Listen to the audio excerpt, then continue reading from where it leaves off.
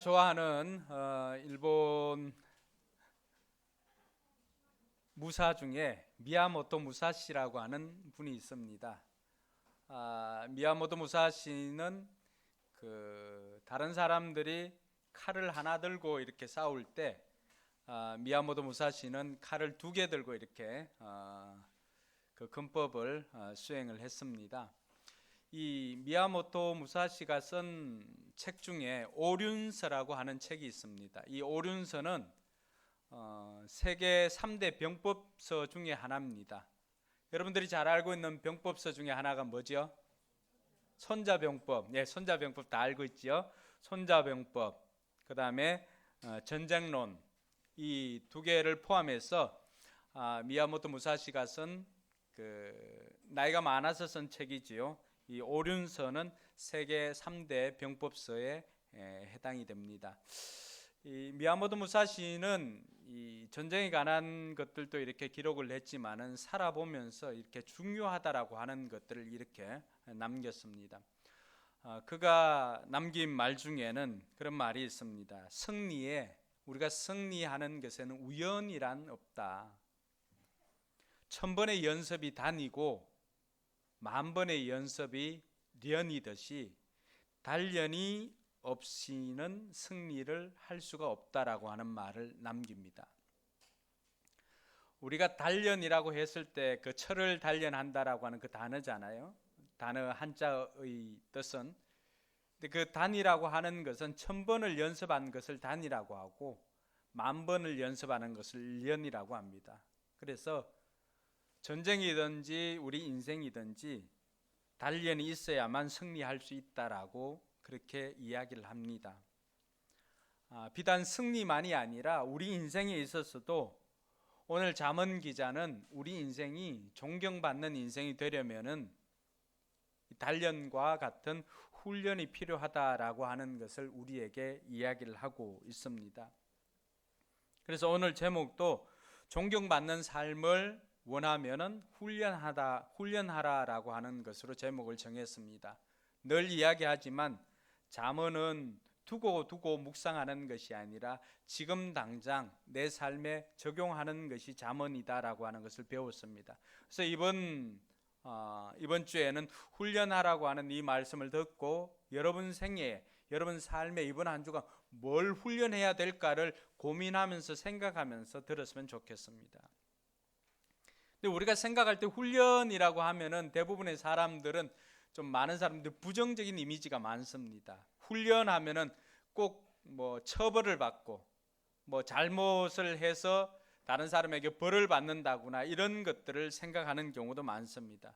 또 아니면은 군대에서는 병사를 호통치거나 또 딱딱한 규율, 율법 뭐 이런 것들 생각할 때가 많습니다. 왜 이런 것들을 생각하는가라고 하니까 훈련이라고 하는 그 자체가 그냥 훈련 이렇게 하면 여러분들 떠오르는 게 뭘까요? 민성, 훈련하면 떠오르는 게 뭐예요? 혹한기, 곧 있을 혹한기 훈련 끝났나요? 그래요. 2주 뒤에.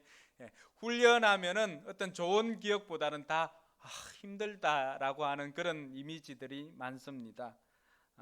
그런데 우리 삶에 이런 훈련들은 무언가를 작은 것이라도 성취하려면은 훈련이 필요하다라고 하는 것을 우리가 알고 있습니다. 우리 아이들 지원이하고 올라갔나 보죠? 지원이나 하율이 이 아이들이 곧 있으면 하게 되는 훈련이 뭐죠? 뭐예요? 배변 훈련이죠. 배변 훈련. 여러분 이 똥오줌 누는 것도 훈련을 시켜야 가능하다는 거예요. 아이가 응가하는 것도 훈련이 필요하다라고 한다면은 여러분 삶에 이루고자 하는 것들 그것이 가치가 있으면 있을수록 그것을 얻기 위해서는 반드시 훈련이 필요하다라고 하는 것을 우리가 알아야 합니다. 하물며 아이들 배변 훈련뿐만이 아니라 성적도 마찬가지겠죠. 60점 맞았다가 80점 맞으려고 하면은 그냥 있으면은 자동적으로 학교 가서 수업 시간에 그냥 가만히 앉아 있다고 해서 80점이 되는 것 아니죠. 계속해서 반복적으로 훈련하고 훈련해야만이 그 자리에 도달할 수가 있습니다. 그래서 어떻게 보면은 영어도 마찬가지고 공부도 어떻게 보면은 훈련이다라고 할 수가 있습니다. 예전에 보니까 영어 그 교실에 영어는 훈련이다라고 하는 거 이렇게 적어 놓고 있던데, 작은 것이라도 우리가 성취하려면 반드시 훈련이 필요하다라고 하는 것을 잠언 기자가 우리에게 가르쳐 주고 있습니다. 그럼 우리가 좀 더 구체적으로 성경에는 왜 우리가 훈련을 받아야 하는가, 훈련을 받아야 할 이유가 무엇인가, 성경을 통해서 우리가 배워보고자 합니다. 오늘 읽었던 말씀에 보면은 잠언 13장 18절에 보면은 훈계, 즉 훈련을 저버리면 뭐가 닥친다고 합니까? 가난과 수치가 우리에게 닥친다고 합니다. 그런데 그 꾸지람이나 그 꾸지람에 해당하는 훈련을 받아들이면 어떻게 된다고 합니까? 존경을 받게 된다라고 이야기를 합니다. 성공한 인생이나 존경받는 인생을 살기 위해서는 반드시 훈련이 필요하다라고 하는 것을 이미 살아온 솔로몬이나 이 잠언 기자가 우리에게 가르쳐 주고 있습니다. 목표 달성을 위해서 가장 필요한 도구가 뭐라고 말하는 거죠? 훈련이다라고 이야기하고 있습니다. 프로 배구에 전설적인 감독이 있습니다. 예전에 삼성 화재팀 그 감독이었던 신치용 감독, 지금은 이제 뭐 은퇴를 했습니다만, 신치용 감독은 그 삼성 화재팀이 창단될 때부터 19년인가 뭐 20년 이상 이렇게 감독을 했는데, 그가 감독으로 재임하는 동안에 삼성화재는 그 어떤 팀도 넘볼 수 없을 정도로 많은 우승을 합니다. 특별히 챔프전 같은 경우는 7회 연속 이렇게 우승을 하였습니다. 그래서 어느 날 기자가 묻습니다. 우승 비결을 이제 신치용 감독에게 물었습니다. 감독님, 우승하는 비결이 뭡니까? 라고 물으니까 이 신치용 감독이 그렇게 이야기를 합니다. 우승의 비결은 시즌 시작 전에 있습니다 라고 이야기를 합니다. 그러면서 본인이 이야기를 합니다. 시즌 시작 전에 훈련량과 준비에 승패가 결정됩니다 라고 하면서 자신의 그 성공의 비결과 승리의 비결을 이야기를 하고 있습니다. 그러면서 한마디 던지는 것이 닥치고 훈련입니다. 우승이나 배구팀에서 계속해서 팀을 우승으로 이끌었던 그 비결을 물었을 때 이 신 감독이 했던 것은 다른 것이 아니라 닥치고 훈련, 그 훈련 하나가 곧 이 팀으로 하여금 승리를 이끌어왔고, 그 승리들이 계속해서 쌓여서 결국에는 우승을 하게 되었다는 이야기입니다. 그래서 저와 여러분들이 작은 것이라도 성취하려면, 또 우리 인생 가운데 목표를 달성하고 존경받는 인생, 가난과 수치를 면하고 성공하는 삶을 살고자 한다면 저와 여러분들의 인생에도 반드시 훈련이 필요하다라고 하는 것을 성경은 말해주고 있습니다. 뿐만 아니라 히브리서 기자를 통해서 히브리서 12장 11절에 보니까 우리가 왜 훈련을 받아야 하는지도 설명하고 있습니다. 같이 한번 읽을까요? 무릇 징계는 어떤 것이든지 그 당시에는 즐거움이 아니라 괴로움으로 여기지만 나중에는 이것으로 훈련받은 사람들에게 정의의 평화로운 열매를 맺게 합니다 라고 그렇게 말합니다. 징계에 관한 이야기지만, 즉 우리가 열매 맺는 삶을 살기 위해서도 반드시 훈련이 필요하다라고 이야기를 합니다. 근데 훈련 자체가 쉽거나 훈련 자체가 그렇게 재미있거나 그렇지는 않습니다. 징계와도 같이 훈련도 받을 때는 굉장히 힘듭니다. 그러나 그 받은 훈련을 통해서 나중에 얻게 되는 그 수확물, 얻게 되는 열매를 생각해 보면은 지금 받는 훈련이 비록 고달프지만은 그것을 뛰어넘었을 때 많은 것들을 얻게 된다라고 하는 것을 히브리서 기자가 가르쳐 주고 있는 것입니다. 그래서 성공한 인생이나 존경받는 삶을 위해서도 훈련이 필요하고, 또 저와 여러분들의 삶 가운데 많은 열매를 맺기 위해서도 훈련이 반드시 필요하다라고 하는 것을 성경이 우리에게 말해주고 있습니다. 그러면 저와 여러분 인생 가운데 뭘 훈련해야 될까? 여러분, 훈련하면 여러분들은 뭘 훈련했으면 좋겠습니까? 많은 사람들이 생각이 있습니다. 어떤 사람은 뭐 운동을 해야 되겠죠. 어떤 사람 공부를 열심히 훈련해야 되겠죠. 여러 가지 훈련, 자신이 처한 상황에서 여러 가지 훈련을 해야 될 것들을 생각할 수가 있을 것입니다. 그럼 성경은 우리에게 뭘 훈련해야 되는지를 어떻게 가르쳐 주고 있을까요? 디모데전서 4장 8절에 보면은 바울이 그렇게 가르쳐 주고 있습니다. 같이 한번 읽어 볼까요? 몸의 훈련은 약간의 유익이 있으나 경건의 훈련은 모든 면에 유익하니 이 세상과 장차 올 세상에 생명을 약속해 줍니다.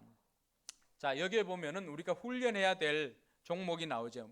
처음에는 뭘 훈련해야 돼요? 몸을 훈련해야 됩니다.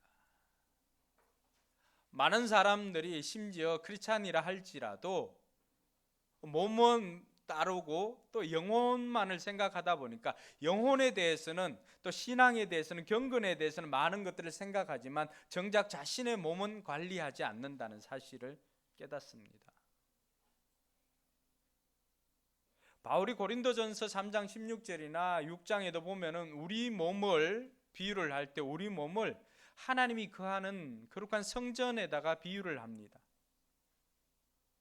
자, 하나님을 모시고 있는 이 성전이라고 한다면은 저와 여러분들에게는 어떤 책임이 있습니까? 저와 여러분들은 이 몸된 성전을 잘 관리하고 또 잘 치워야 할 책임이 있습니다. 근데 다른 것들에 있어서는 많은 사람들이 신경을 쓰고 하지만은 몸에 대해서만큼은 많은 사람이 굉장히 관대하다라고 하는 것을 볼 수가 있습니다.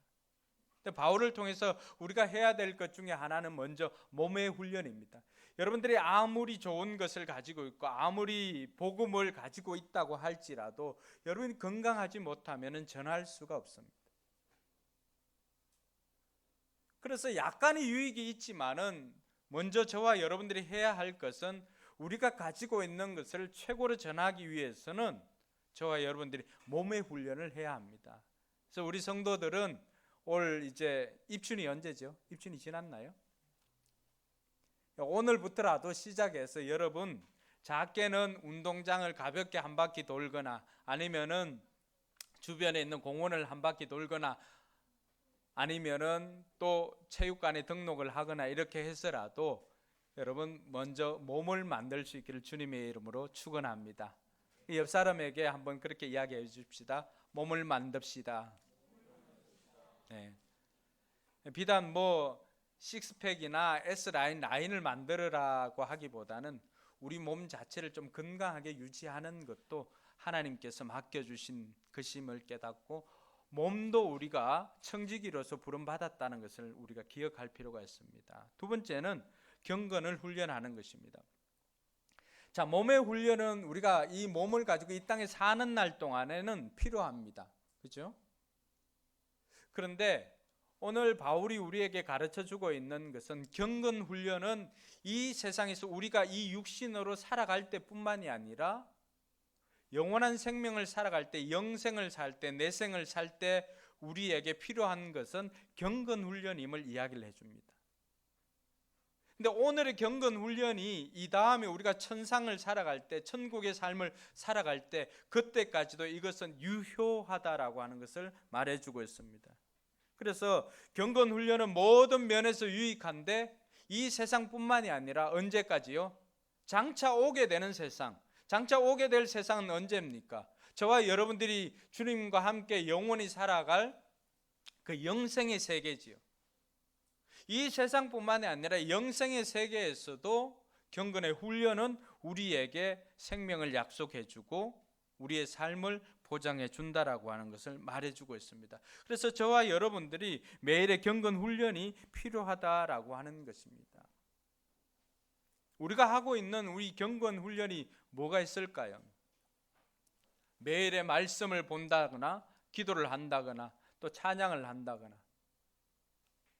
이것이 이 땅에서 훈련되어지지 않으면은 천국에서는 물론 기도는 더 이상 필요가 없겠죠. 늘 뭐 주님과 함께 거하고 또 살아가니까 필요가 없습니다. 근데 매일의 삶 가운데 드려지는 예배 또 찬양 여러분 지금 드려지는 예배가 지겨우신 분들이 있나요? 또 지금 찬양을 하지 않는 분들도 있나요? 그럼 여러분 천국 가는 것 좀 한번 생각해 보시기 바랍니다. 왜냐하면 천국이 여러분들이 지옥이 될 수가 있습니다. 왜냐하면 그곳에는 늘 예배고 늘 찬양이기 때문에 그렇습니다. 근데 지금 살면서 지금 이 땅에서 하나님을 찬양하는 것이 힘들거나 하나님을 찬양하지 않거나 하나님을 예배하지 않는 삶을 산다면은 그 사람들은 천국 가면 얼마나 어색하겠어요. 왜냐하면 그곳에서 늘 하나님을 찬양하고 또 하나님을 예배하는 삶이 일상이기 때문에 그렇습니다. 그래서 그런 훈련을 언제 할까요? 언제? 닥쳐서 하는 것이 아니라 지금 할 때 시즌 전에 시작하면은 시즌이 늘 승리의 삶을 사는 것처럼 저와 여러분들이 이 생에서 우리가 해야 되는 것들이 있다면은 바로 지금 경건 훈련을 하는 것입니다. 우리가 알고 있는 모든 신앙생활의 기본이 거기에 다 있는 거죠. 말씀 읽고 기도하고 예배드리고 찬양하고 하는 이 모든 훈련을 지금 하는 것입니다. 지금 하는 것. 그래서 이런 훈련을 할 때 그것이 바로 우리로 하여금 천국에 가서까지도 그 모든 것들을 이끌어 준다라고 하는 것을 말해주고 있습니다. 그래서 저와 여러분들은 경건 훈련을 할 수 있기를 주님의 이름으로 축원합니다. 마태복음 22장 37절과 39절에 보니까 우리가 해야 할 훈련을 하나 더 소개하고 있습니다. 같이 한번 읽어볼까요? 예수께서 그에게 말씀하셨다. 내 마음을 다하고 내 목숨을 다하고 내 뜻을 다하여 주 너의 하나님을 사랑하여라 하였으니 이것이 가장 중요하고 어뜸가는 계명이다.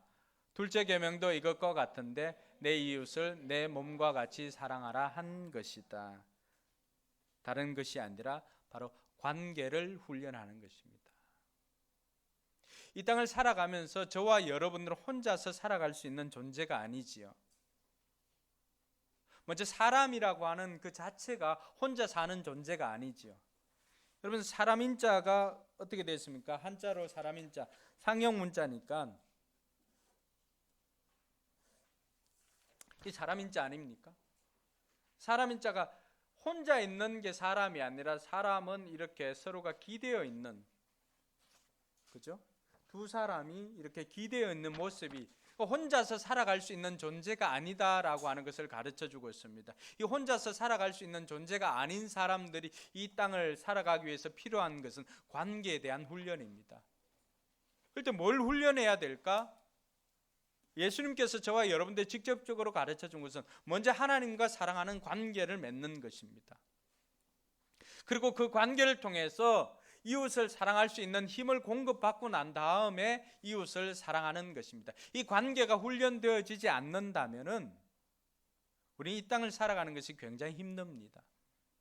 승리하거나 우리가 존경받는 삶을 살기 위해서 반드시 필요한 것이 있다면은 바로 인간관계나 대신관계, 대인관계를 배우는 것입니다.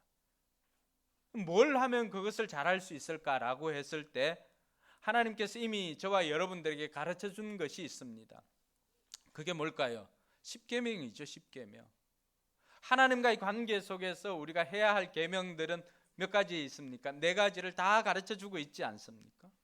그리고 인간들하고 사람들과 사람 사이 관계에서 우리가 해야 될 것들을 뭘 해야 되고 뭘 하지 말아야 될 것들을 가지고 있는 것이 십계명입니다. 근데 이런 모든 것들을 다 요약해 놓은 것이 뭔가? 바로 하나님 사랑과 이웃 사랑입니다.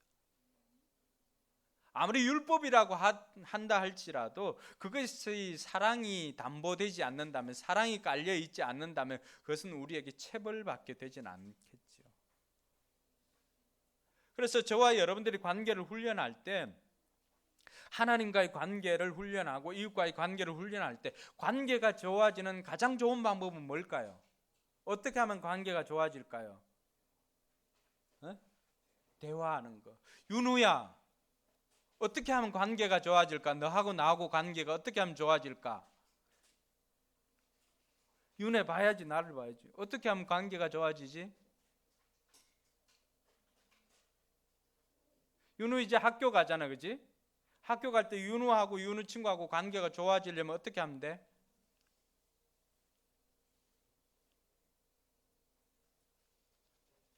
재영아, 눈을 안 마주치려고 하네. 재영아, 어떻게 하면은 아빠하고 재영이하고 관계가 좋아질까?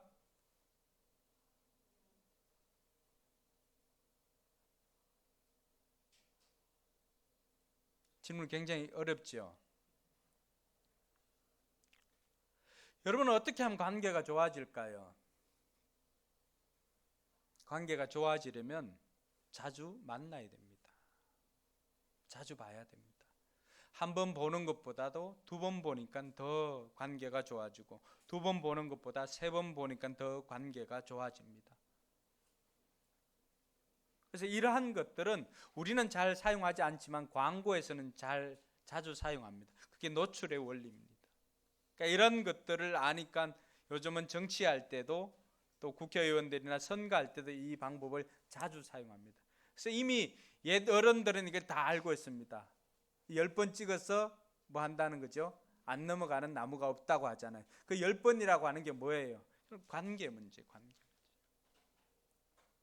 아무리 거목 같고 고목 같은 나무 같은 사람이라도, 목석 같은 사람이라도 어떻게 한다고요? 자주 만나다 보면은 그 사람의 마음이 허물어지고 하니까 관계가 좋아지더라라고 하는 것입니다. 그래서 하나님과의 관계도 마찬가지입니다. 하나님과 관계가 하나님과 친해지면 여러분 친구처럼 부탁할 수 있습니다. 그러니까 지금은 많은 사람들이 하나님을 아버지처럼 이렇게 생각하니까 아버지하고 친한 사람들은 아버지한테 부탁하기가 쉽죠. 근데 아버지하고 친하지 않는 사람은 어떻습니까? 하나님에게 기도하기가 굉장히 어렵습니다. 친하지 않으니까, 좀 두려우니까. 근데 하나님이 친구 같으면 어떻습니까? 언제든지 가서 이야기하기가 쉽지요.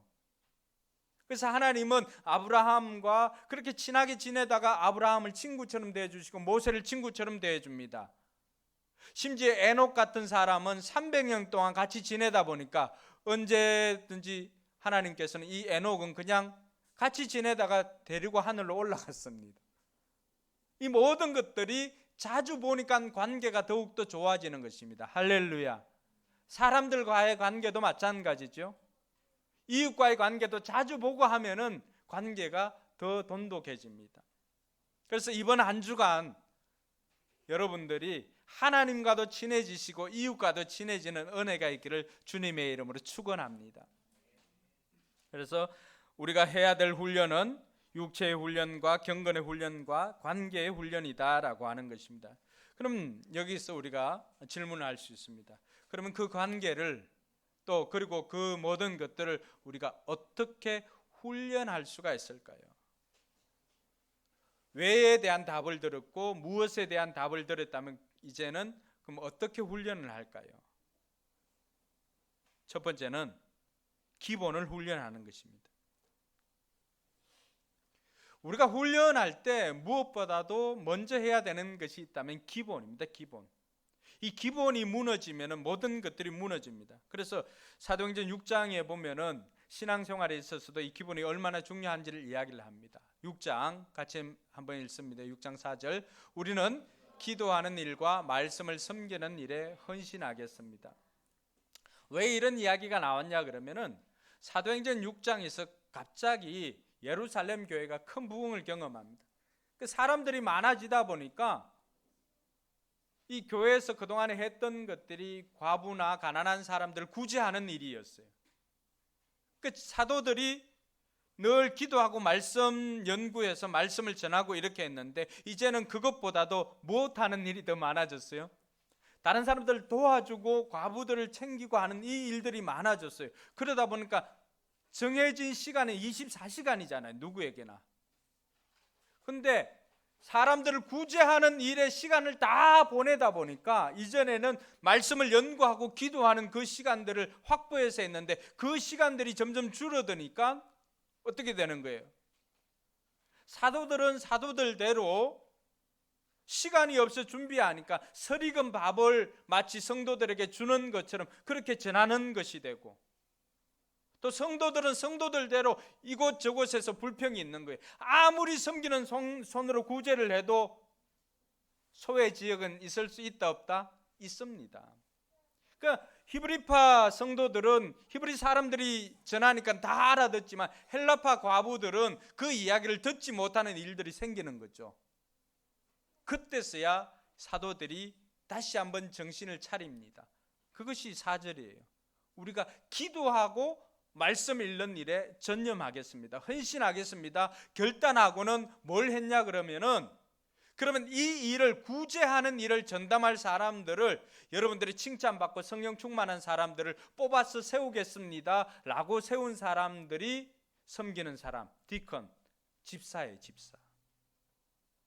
그래서 집사를 세울 때는 처음에는 구제하는 일을 위해서 세웁니다. 칭찬받고 성령 충만한 사람, 그 중에 7 집사님을 세우잖아요. 여러분들이 알고 있는 집사님 누가 있어요? 함재홍 집사님, 이우전 집사님 말고 성경에 세운 스데반 집사님, 그때 나온 거예요. 7 집사. 그래서 그 집사님들이 구제를 하니까 이 제자들은 어떻게 한 거예요? 제자들은 기도하고 말씀 읽는 일에 전념하고 말씀 연구하는 일에 전념하니까 어떤 일이 생길까요? 사도행전 6장 7절이 기본에 전념하니까 그곳에 어떤 일이 생겼는가? 사도행전 6장 7절 같이 읽습니다. 하나님의 말씀이 계속 퍼져나가서 예루살렘에 있는 제자들의 수가 부쩍 늘어가고 제사장들 가운데서도 이 믿음에 순종하는 사람들이 많았다. 부흥은 그때 찾아오는 겁니다. 부흥은 그냥 되어지는 것이 아니라 각자가 있는 위치에서 각자가 해야 할 기본을 충실히 다할 때 부흥은 그때서야 찾아오는 것입니다. 우리가 잘 알고 있는 손흥민 선수. 손흥민 선수가 첫 시합을 뛰기까지 몇 년이 걸렸냐 하면은 8년이 걸렸습니다. 8년.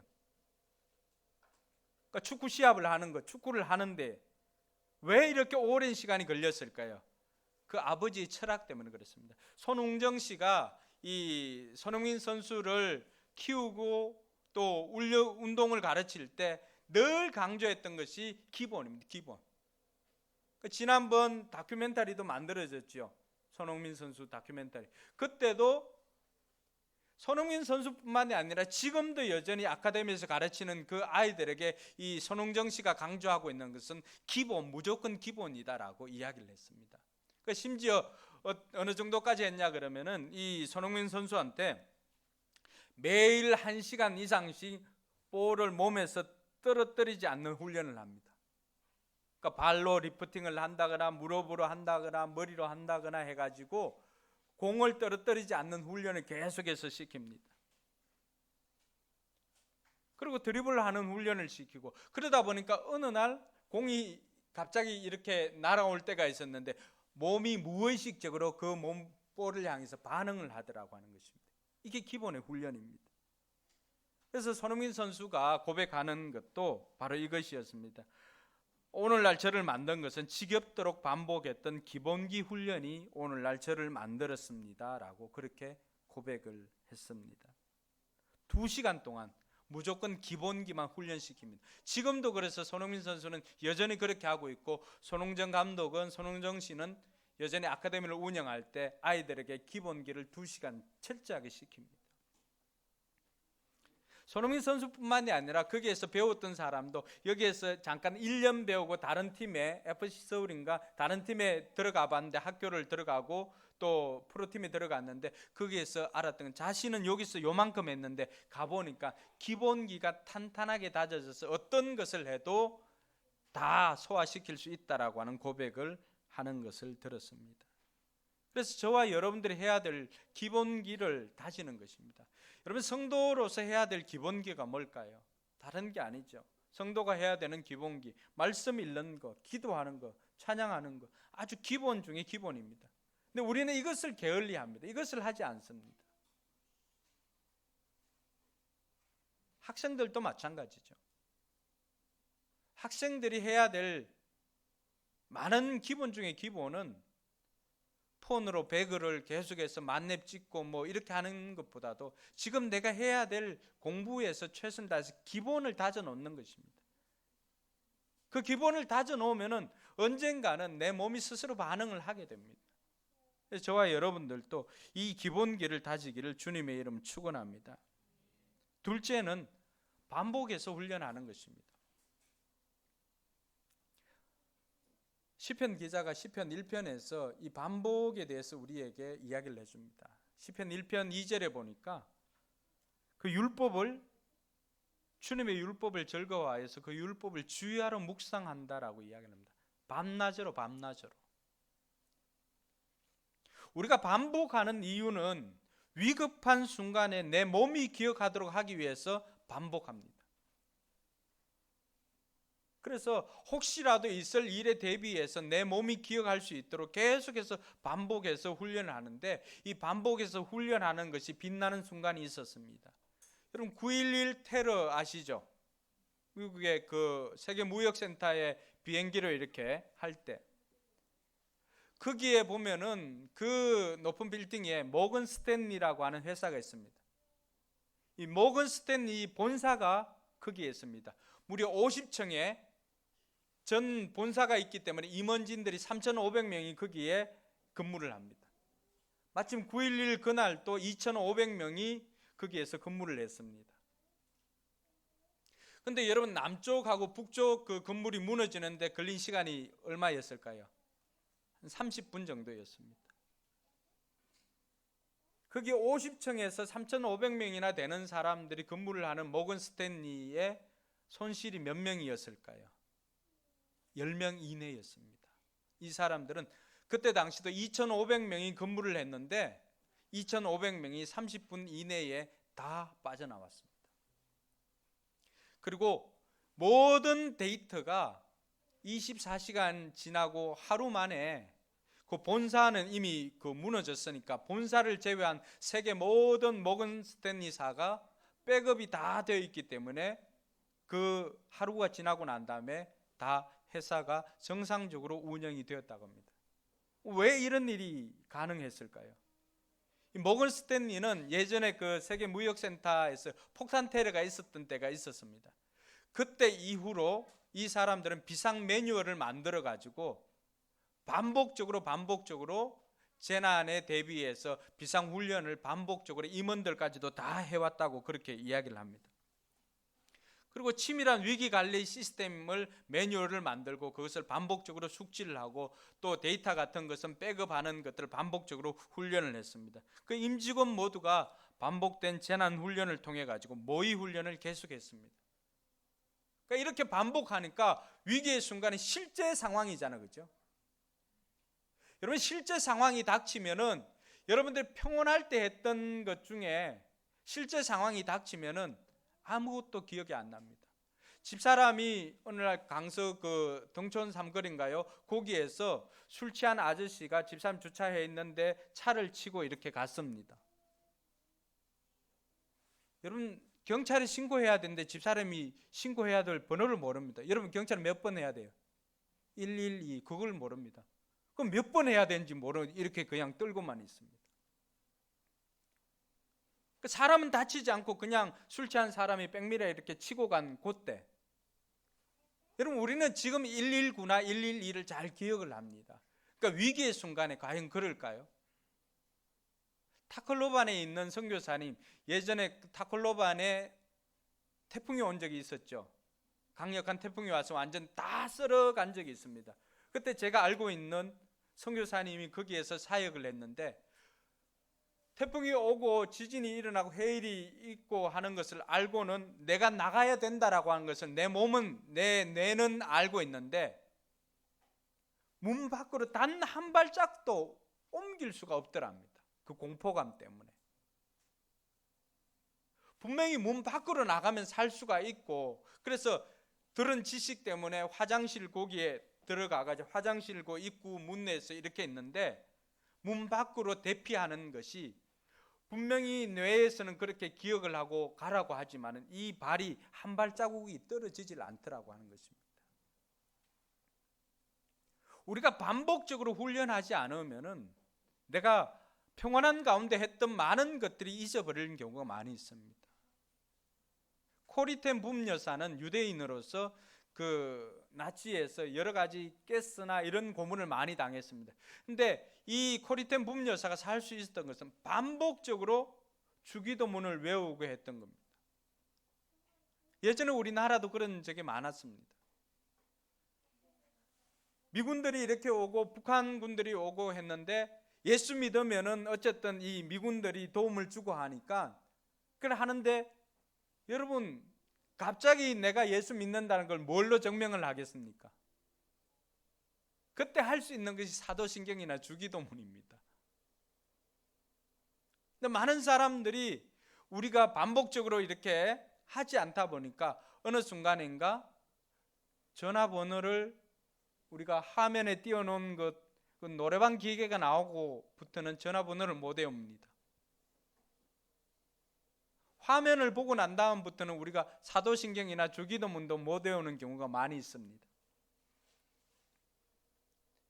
여러분, 우리 몸이 기억할 수 있도록 반복적으로 훈련해야 되는 것 중에 하나가 주님께서 우리에게 가르쳐 주신 기도나 우리의 신앙 고백입니다. 제가 처음 신앙생활을 했을 때 집사람 따라서 대학 2학년 때 상격제일교회에 이렇게 갔습니다. 갔는데 다 사람들이 뭐 눈을 감고 중얼중얼 주문을 외우는 거예요. 제가 뭔지를 몰라가지고 이렇게 눈 뜨고 이렇게 봤습니다. 보니까 사도신경이었어요.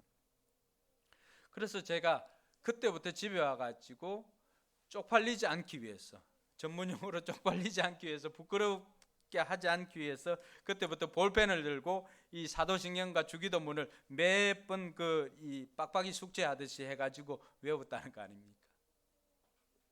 오늘 우리에게도 이러한 반복적인 훈련이 필요합니다. 내 몸이 기억하도록, 위기의 상황에 내 몸이 내가 신앙인인 것을 기억을 해서 하나님 앞에 기도하고 하나님 앞에 고백하고 하나님을 찬양하는 것들, 내 삶에 평소에 하지 않으면 위기의 순간에 어떻게 이 몸이 기억해서 그것을 할 수가 있겠습니까? 우리의 삶이 날마다 주님을 찬양하고 또 날마다 하나님 앞에 간구하고 하는 이러한 것들을 반복해서 함으로 말미암아 우리 몸이 기억하고 하나님께 영광 돌리는 은혜가 있기를 주님의 이름으로 축원합니다. 그래서 야구 경기 같은 경우도 왜 그렇게 무식하게 반복적으로 합니까? 이 우리가 오늘 훈련하다라고 하는 단어가 디사이플린이잖아요.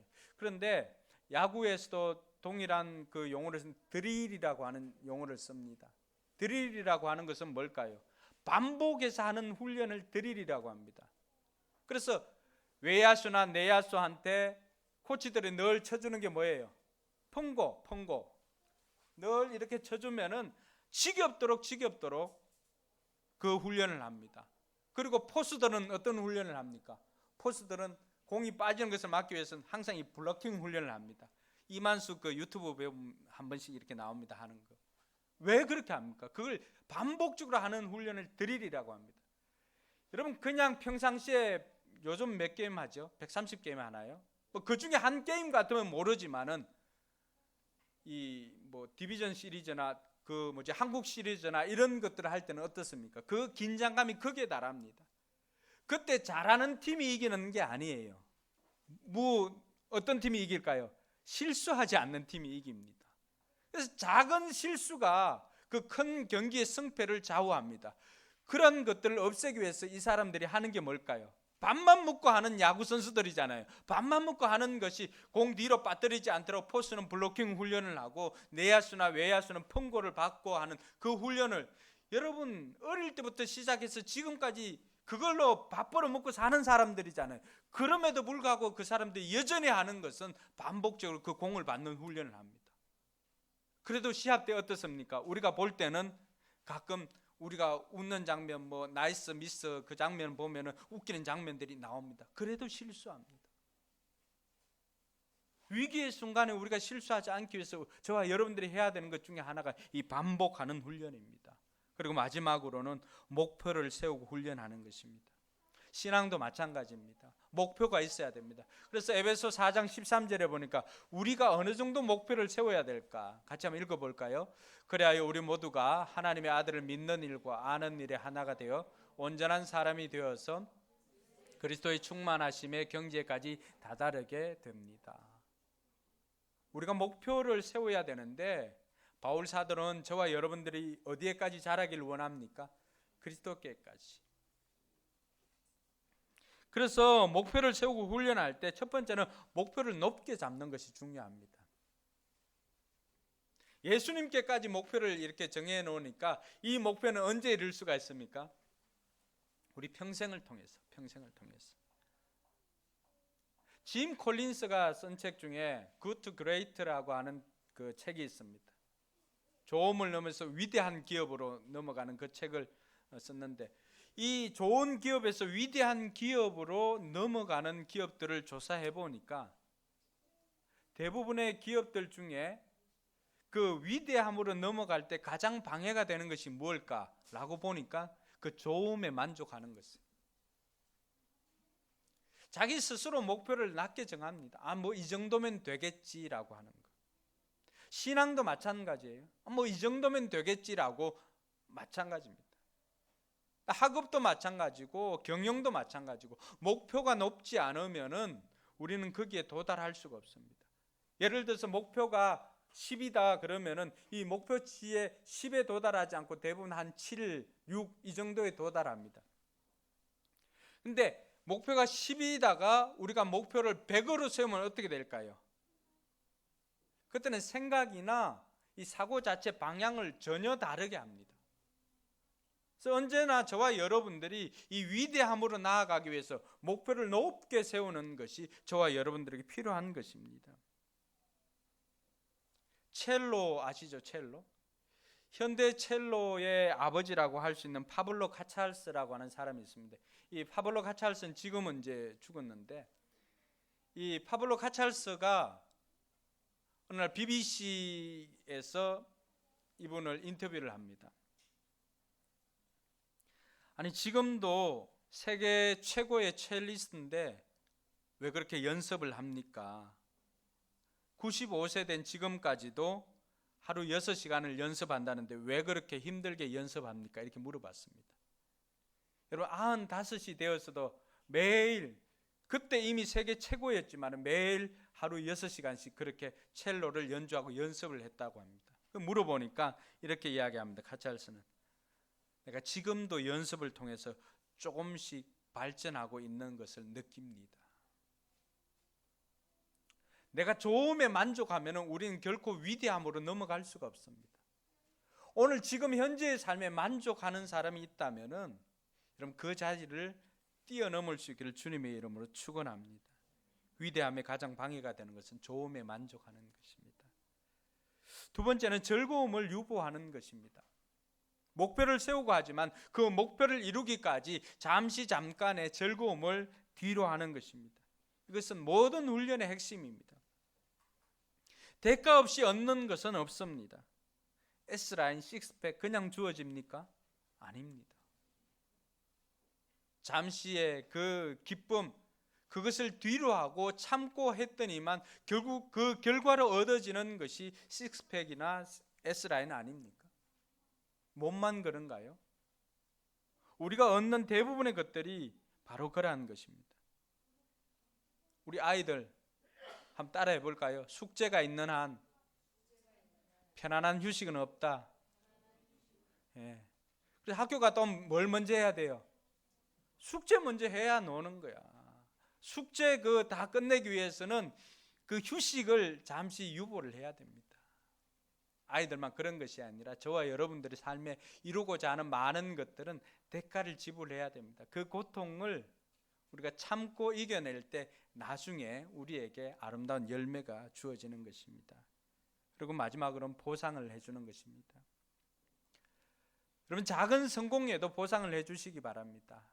예를 들어서 내가 이번 한 주에는 내가 성경을 매일 하루에 석 장씩 읽기로 했는데 이번 한 주간 성경을 그렇게 읽었다. 그러면 자기 자신을 위해서 좀 보상을 해주세요. 그날은 치킨을 먹든지 해서 보상을 해주십시오. 왜냐하면 우리가 이룰 목표는 굉장히 깁니다. 높습니다. 근데 여기까지 가는 동안 우리가 지치는 이유는 보상이 없기 때문에 그렇습니다. 짧게라도 이런 작은 기쁨을 누리는 저와 여러분들이 되기를 바랍니다. 몸무게를 예를 들어서 10kg를 감량하기로 결정을 했다면은 10kg까지 감량하는 게 굉장히 힘듭니다. 근데 1kg 감량을 했으면 그 1kg 감량한 것에 대해서 보상을 주십시오. 원피스 하나 그냥 인터넷에 뭐 이렇게 질러가지고 하나 걸어 놓으십시오. 그 작은 보상이 우리로 하여금 계속해서 동기부여를 해준다는 사실입니다. 그래서 보상이 지속적인 동기부여가 되어서 저와 여러분들이 끝까지 그 목표를 도달할 수 있도록 최선을 다하는 것입니다. 우리 아이들에게도 마찬가지입니다. 근데 우리가 실수하는 것은 아이들에게 보상을 해주는 것이 아니라 공약을 합니다. 늘 100점 맞으면 핸드폰 바꿔줄게. 늘 그렇게 하다 보니까 아이들이 어떤 경우에는 자기가 뭘 이루려고 하면 엄마한테 먼저 딜부터 합니다. 이번에 해주면 뭐 해줄 거야? 그게 아닙니다. 이루면 보상해주고 그 보상이 아이들로 하여금 성취 경험과 성공 경험을 줌으로 말미암아서 계속해서 움직이게끔 하는 것입니다. 그래서 저와 여러분들이 이번 한 주간에 존경받는 삶을 살기를 원한다면 훈련하라고 하는 것들을 깨닫고 이번 주부터 아니라 오늘부터라도 저와 여러분 삶 가운데 훈련을 통해서 성공하고 존경받는 삶을 살기를 주님의 이름으로 축복합니다. 기도하겠습니다. 오늘 들었던 말씀 한번 생각해 보시기 바랍니다. 여러분